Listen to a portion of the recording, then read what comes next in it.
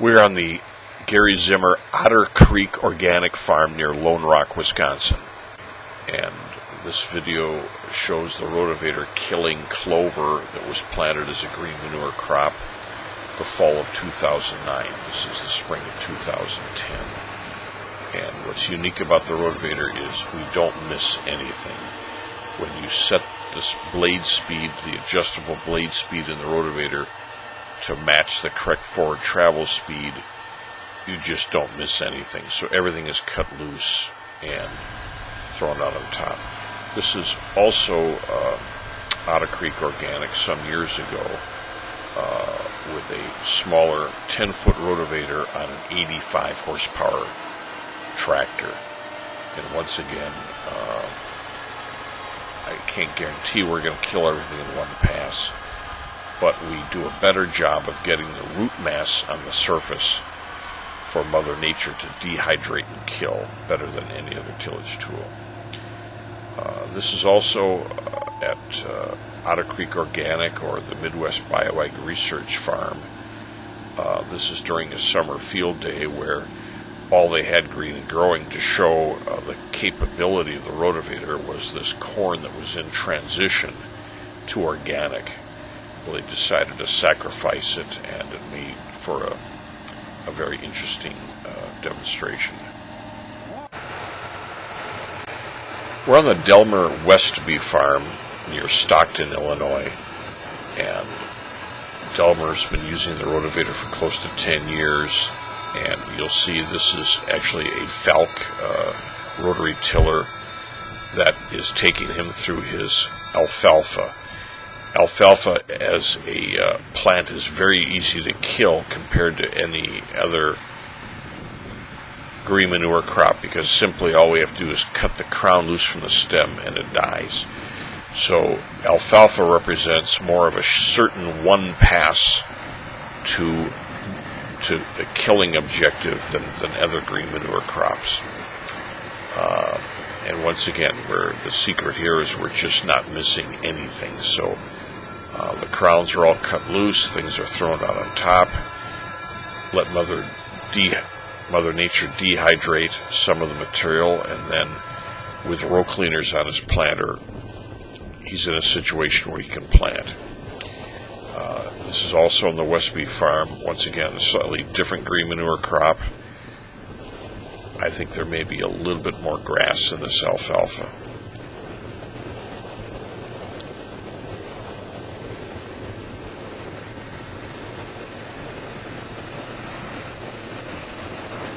He's going a little slower here than he was elsewhere in the farm. I think simply because when there's more grass, you have to go slightly slower to make sure you get as much of the root mass on the surface as possible.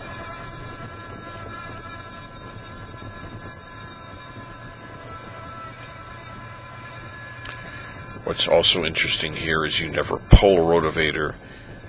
The rotavator is always pushing the tractor, so you really do not need duals, nor do you need front wheel assist.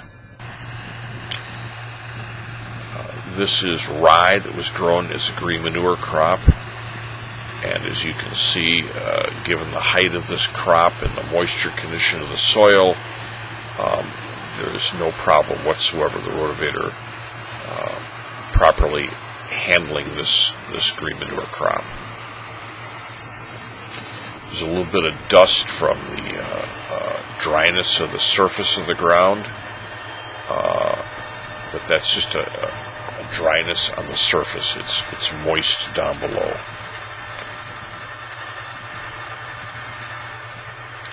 Typically you'd wait 10 days, 2 weeks, and then come back and plant that. This is predominantly orchard grass and clover that grew up in a very wet spring. It was not seeded by the farmer. It just came up. It's a beautiful stand of, as I say, primarily orchard grass and clover. I think there's some alfalfa in here. But this is one pass to kill this green manure crop.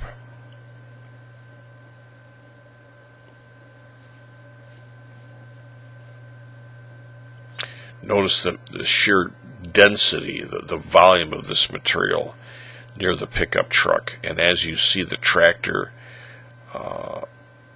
pass in front of the pickup truck, you'll just see how we deal with this tremendous amount of biomass. This is a wet spring, and that's why this vegetation really got away from them. And if you notice, there's hardly any dust that's showing in this video, which tells me that the soil moisture is very good to marginal. It's not too wet because the ground is firm, giving us a chopping block. There was no folding of vegetation over the blade, which occurs when the ground is too soft, too spongy, and does not provide that chopping block effect. When there's no chopping block, you get this folding, which dramatically increases the horsepower required to do the job. When the blade stays nice and clean, it tells you the ground is firm enough, you are cutting and minimizing the horsepower requirement to do the job. Once again, the duals are not necessary for traction because the rotavator is not only pushing the tractor forward but also propelling the material out the back of the rotavator. This is R.G. Miller & Son, one of the largest organic dairies in the country, and this is a typical speed going through a nice clean stand of alfalfa. Clean meaning not a lot of grass.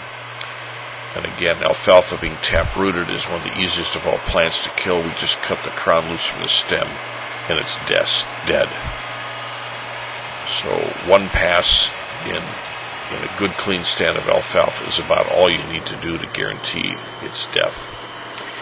This is switchgrass. This is actually CRP ground going into organic grain. And once again, tremendous amount of biomass, in this case dead biomass, but no wrapping, no plugging.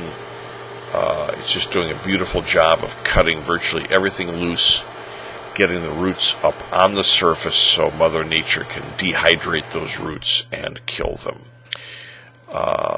This is another farm where once again they're going from switchgrass to organic soybeans.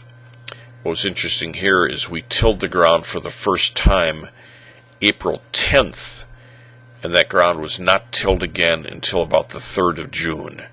And the reason is they had so much wet weather that spring that they were just not able to get back in here and until the 3rd of June.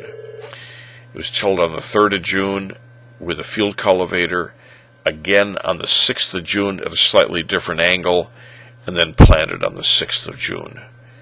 And they turned out to be just very clean organic soybeans. What's interesting is none of the switchgrass survived this. Whatever weed pressure they had was from other grasses and weeds, not switchgrass. The switchgrass succumbed totally to the rotavating. Switchgrass is a bunch grass where ideally you want to start the killing and the decomposition process the year before, because the root balls are like brush. They're very fibrous and they actually take a year to decompose. So that by waiting, you limit your options as far as what inter-row weed control you have. For example, the rotary hoe just filled up with root wads in a matter of feet, and cultivating was more difficult as well.